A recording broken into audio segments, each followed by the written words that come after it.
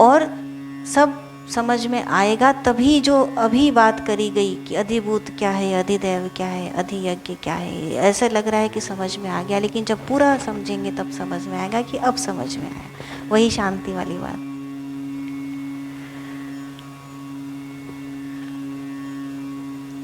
तो भगवान ने कहा कि जो पुरुष अंत काल में भी मुझको स्मरण करता हुआ शरीर को त्यागता है वह मेरे साक्षात स्वरूप को प्राप्त होता है, इसमें कोई संदेह नहीं है।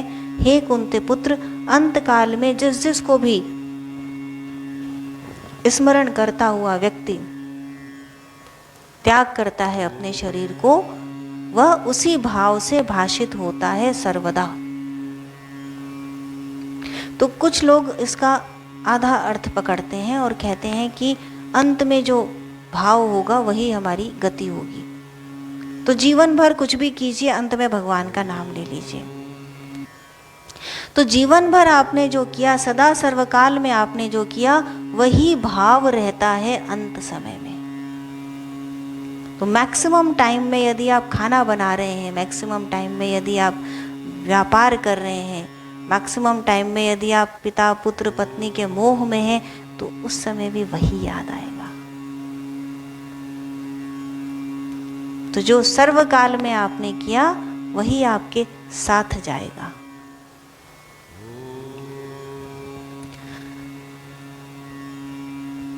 अब इसका दूसरा तरीका यह है कि उस काल में जो हो रहा है, जो मरण काल में हो, उस भाव को हम कैसे परिवर्तन करें, उसको हम कैसे, क्या हम उसको नियोजित कर सकते हैं कि ऐसा हमारा मरण के समय भाव हो।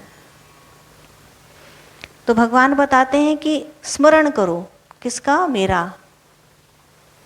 तो तुम्हें स्मृति प्राप्त होगी, किसकी? मेरी।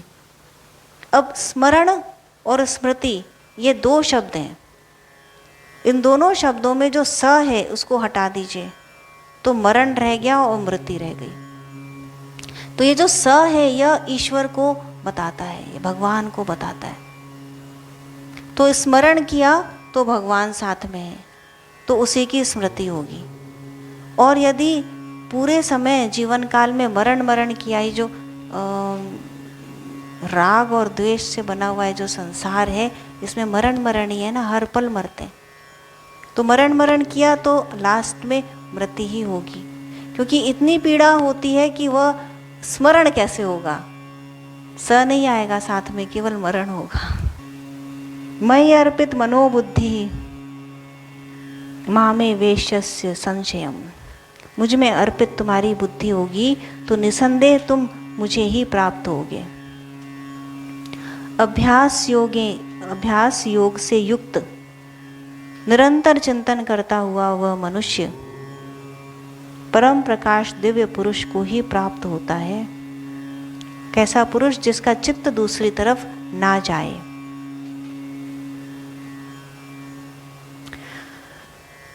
यहां भगवान निधिध्यासन बता रहे हैं 8वें श्लोक में।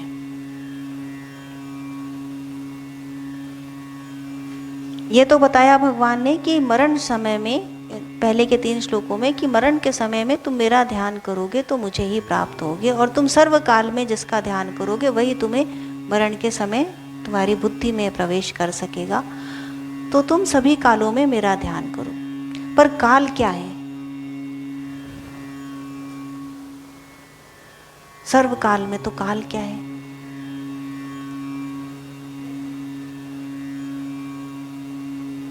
उस काल को जानने के लिए हमें आगे देखना होगा कि महाकाल क्या है। भगवान अपने को कालेश्वर कैसे कहते हैं? तो उन्होंने बताया कि अभ्यास और योग से युक्त चिंतन करता हुआ, मनन करता हुआ दिव्य प्रकाश से युक्त पुरुष परमेश्वर को प्राप्त होता है। 8वें श्लोक में निधिध्यासन की विधि बताई भगवान ने।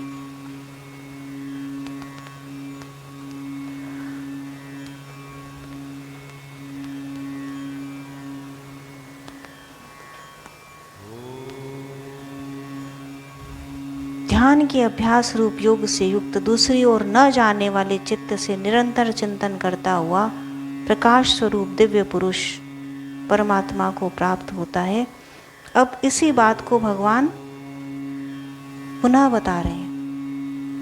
तो किसी बात को पुनः बताया जाता है और शैली को थोड़ा परिवर्तित किया जाता है तो यह कुछ विशिष्ट होता है, कुछ मुख्य है इसमें।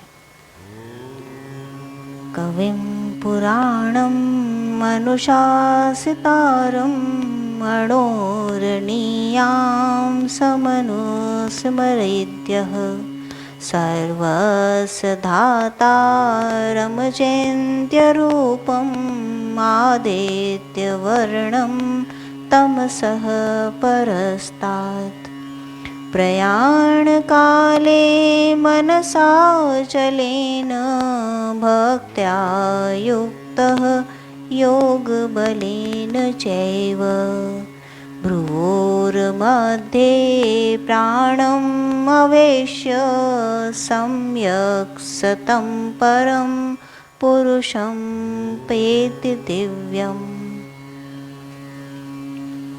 यदाक्षरं वेदविदो वदन्ति विशान्ति यद्यतयो वीतरागाः यदिच्छन्तो ब्रह्मचरं चरन्ति तत्ते पदं ग्रहेण प्रवश्ये। तो एक विज्ञान फिर से यहाँ बता रहे हैं भगवान। स्मरण, चिंतन, मनन, ध्यान साधना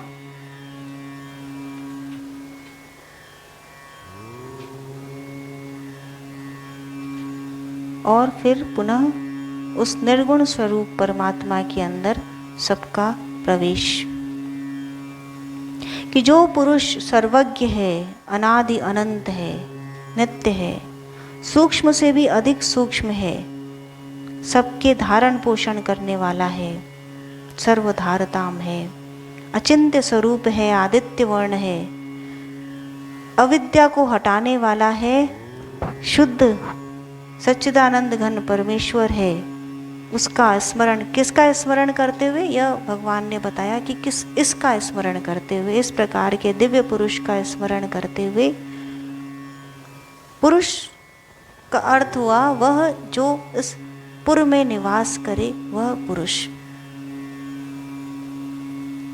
तो सभी पुरों में, सभी देहों में जो निवास करता है वह पुरुष, और जो सबको व्याप्त करे, सबको आच्छादित करे, वह पुरुष। दो अर्थ हुए। तो जो अंदर भी है, बाहर भी है, वह पुरुष, और पुरुषोत्तम जो सबसे ऊपर है वह पुरुषोत्तम। तो प्रयाण काल में, मृत्यु के समय भक्ति में स्थिर होकर, अब यहाँ भक्ति की बात आ गई कि जो भक्त है, युक्त है योग बल से, वह भ्रुव के मध्य में प्राणों को रोककर सम्यक ध्यान करता है और तब वहाँ पर श्वास को छोड़ता है निश्चल मन से, और तब मुझे ही प्राप्त होता है। इस प्रकार करके जो देह का त्याग करते हैं वह ब्रह्मचर्य का पालन करने वाले, अर्थात वही ब्राह्मण हैं। और यत्नशील सन्यासी महात्मा जन मुझ में प्रवेश कर जाते हैं। इस परम पद को मैं तुम्हारे लिए फिर कहूँगा। तो दूसरी बात, उस बात को बता के भगवान एक बार पुनः कहने के लिए कहते हैं, सर्वद्वाराणि संयम्य मनो हृदि निरुद्ध च मूर्धन्याध्यात्मानः प्राणम स्थितः योग धारणाम। ओमित्याक्षरं ब्रह्म व्याहरन् माम् अनुस्मरन् यः प्रयाति जन देहम सह याति परमां गतिम।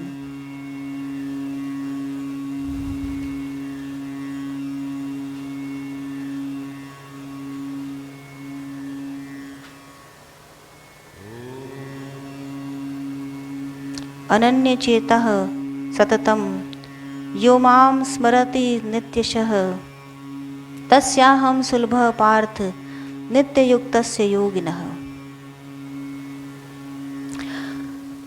ऐसे योगियों के लिए मैं नित्य सुलभ हूँ हे पार्थ। कैसे योगिनों को, इतने सभी श्लोकों में दिव्य श्लोक हैं ये जिनके अंदर साधना पक्ष है, ध्यान पक्ष है,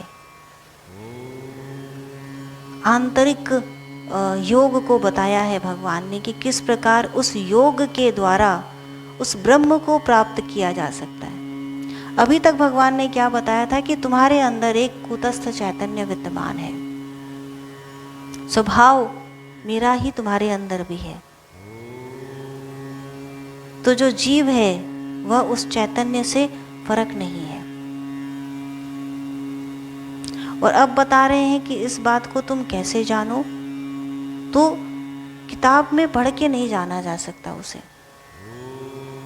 उसे जानने के लिए तुम्हें निधिध्यासन करना पड़ेगा, चिंतन मनन ध्यान धारणा समाधि इसकी तरफ जाना पड़ेगा। तो उसका तरीका क्या है?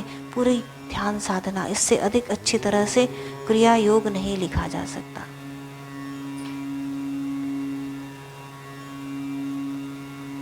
द होल साधना पक्ष। तो क्या बता रहे हैं भगवान इसमें कि मृत्यु के समय प्रयाण काल में, अब काल आ रहा है यहाँ पे देखिए, प्रयाण काल। अब इस बात को समझना होगा कि प्रयाण काल क्या है, तो मृत्यु क्या है इसे समझना होगा। तो प्रयाण काल में मन को कहाँ स्थिर किया? भक्ति से युक्त मन को हृदय में रोका, सभी द्वारों को बंद किया। 12वें श्लोक को देखिए, जो पहले के श्लोक हैं उन्हीं को भगवान ने अच्छी तरह बताया है। देखिए अर्थ तो कहीं कहीं अलग अलग फर्क हो जाते हैं, पर कुछ बातें समझ नहीं आती तो दूसरी बातों को समझ लेना चाहिए जो समझ सकते हैं, और वहाँ से शुरू करके जब आप आगे बढ़ेंगे तो आगे की बात भी समझ आ जाएगी। तो सर्व द्वार को, सभी द्वारों को बंद किया। 9 द्वार पूरे देही, 9 द्वार हैं जिनके द्वारा आवागमन होता है, आना जाना, आहार विहार होता है इन 9 द्वारों के द्वारा। तो जैसे 2 द्वार आपके आँख के हैं, कान है, नाक है, जिह्वा है, इस तरह 9 द्वार हैं पूरे शरीर। तो उन 9 द्वारों के अंदर कौन बैठा है? 9 द्वारे पूरे देही, वह देही बैठी है 9 द्वार के अंदर। देही अर्थात वही शुद्ध चैतन्य परमात्मा। तो 9 द्वार को तो करिए बंद सबसे पहले, नहीं तो क्या होगा, बंद नहीं करेंगे तो जो इंद्रियां हैं वह बाहर जाकर के चरने लगेगी, विचरण करने लगेंगी, और उनके विचरण करते ही सृष्टि का निर्माण होने लगेगा, प्राण चंचल। तो सबसे पहले तो आपको कुछ अंदर रोकना है तो क्या करेंगे? सबसे पहले दरवाजे खिड़की बंद करेंगे कि बाहर की चीज बाहर रहे और अंदर का अंदर रहे। बाहर तूफान चल रहा है, बर्फ का तूफान गिर रहा है बाहर, अंदर आग जल रही है। अब आप नहीं चाहते कि अंदर का बाहर जाए, बाहर का अंदर आए, तो खिड़की दरवाजे सबसे पहले 9 द्वारों को बंद करिए। 9 द्वारों को बंद किया और भक्ति से रोके गए मन को कहाँ रोका? हृदय में रोका। यहाँ नहीं, पहले श्लोक में बताया भगवान ने कि भक्त, तो सबको मिला के चल रही हूँ सभी श्लोकों को। तो भक्ति यदि है तो भक्ति के भाव से आप हृदय में रोकेंगे। किसको? मन को। तो मन यूं नहीं रुकेगा, मन तो तभी रुकेगा जब प्रभु चरणों में लगा होगा। और वो चरण कहाँ दिखाई देते हैं? हरि चरण दिखाई देते हैं, उनका प्रतिबिंब दिखाई देता है जब कूटस्थ पर मन स्थिर होता है। तो उन चरणों का प्रतिबिंब दिखेगा हृदय में। कैसे दिखेगा? जब मन रुकेगा। किससे? भक्ति से, श्रद्धा से, विश्वास से, समर्पण से, शरणागति से। जब मन को रोकेंगे, कहाँ रोकेंगे? हृदय में। तो मन को तो खींच के रोका हृदय में, और वहां से जो नाल गई, जो सूत्र गया, उससे प्राण ने प्रवेश किया कहाँ? कूटस्थ पर। तो सबसे पहला काम है इंद्रियों को रोकना, प्रत्याहारा। अब योगीराज क्या बताते हैं प्रत्याहारा कैसे होती है? आगे के श्लोक भी इसमें आ गए कि प्रत्याहारा कैसे होती है। 12 बार यदि आपने क्रिया प्राणायाम किया तो चलनी चाहिए। सबसे पहले वह व्रत चलनी चाहिए, टेक्निक सीखने से नहीं चलेगी। निश्चल तत्व होगा, निश्चल मन होगा, शरणागति होगी, भक्ति का भाव होगा, निडर मन हो जाएगा, तब चलेगा वह व्रत। तो 12 बार यदि हुआ तो प्रत्याहारा हुई। इंद्रियां बाहर की तरफ देखने की जगह पलट के अंदर की तरफ देखने लग जाती हैं। तो 9 द्वार बंद हुए।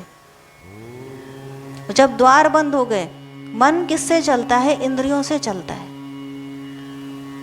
जैसे आपका शरीर किससे चलता है? हाथ और पैरों से। उस तरह मन कैसे चलता है? इंद्रियों से। तो जब इंद्रियां का चलना विचरण करना बंद हो गया, उसके हाथ पांव काट दिए मन के, तो वह रुक गया। और अब भी उसको रुकने के लिए कोई संबल चाहिए। तो किसका संबल दिया आपने? नारायण का, जो हृदय में बैठा है, नर के अंदर वास है नारायण का। नारायण क्या हुआ? जो हृदय है उसके अंदर जिसका वास, वह नारायण। शब्दों का खेल है ये, जितना अध्यात्म है ये सब शब्दों का खेल है। इसीलिए शब्द ही ब्रह्म है, ओंकार ही ब्रह्म है। नर से बना नार, नार से का जो आयन, जो उसका स्थान है, आश्रय है, वह कहाँ? हृदय के अंदर। तो हृदय किसका स्थान हुआ? नारायण का। और उसे किस प्रकार रोका जा सकता है? भक्त से। भक्त क्या है? जो भूत का भाव है, चलनशील है, उसे लगा दिया हरि चरण में, तो भूत से हो गया भक्त। शब्द। तो जब भक्त बना तो मन रुका हृदय के अंदर।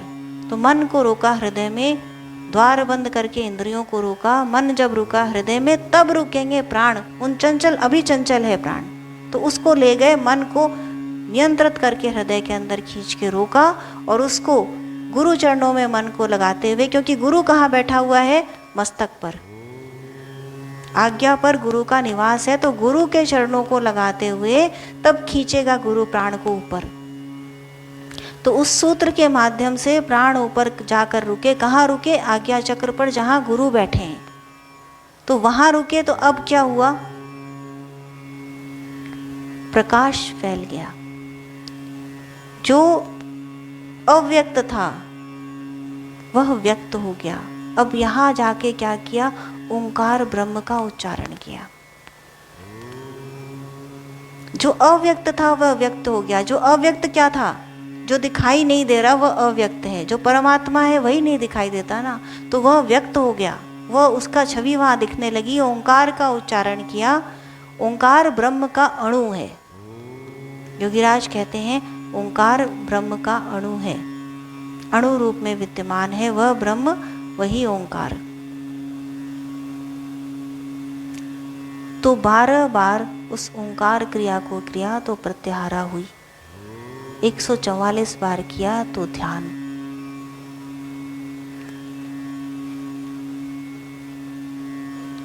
सत्रह 1728 बार किया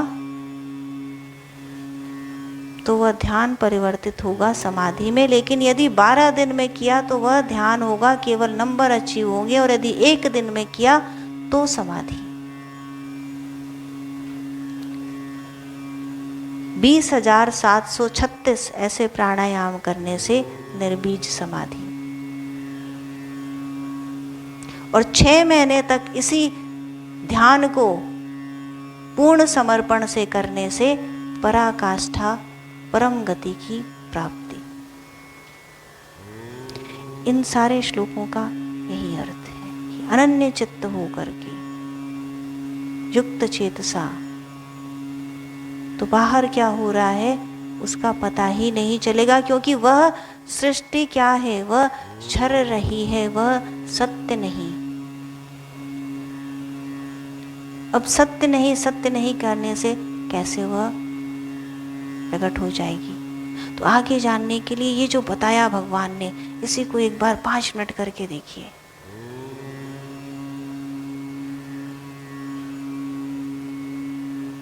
प्रत्याहारा से मन को अंदर खींचिए, हृदय पर रोकिए, गुरु का ध्यान करते हुए मस्तक पर चढ़ाइए, उस प्राण को वहां देखिए और कूटस्थ चैतन्य को देखने की कोशिश करते हुए ओंकार, तब ओंकार उच्चारण करिए।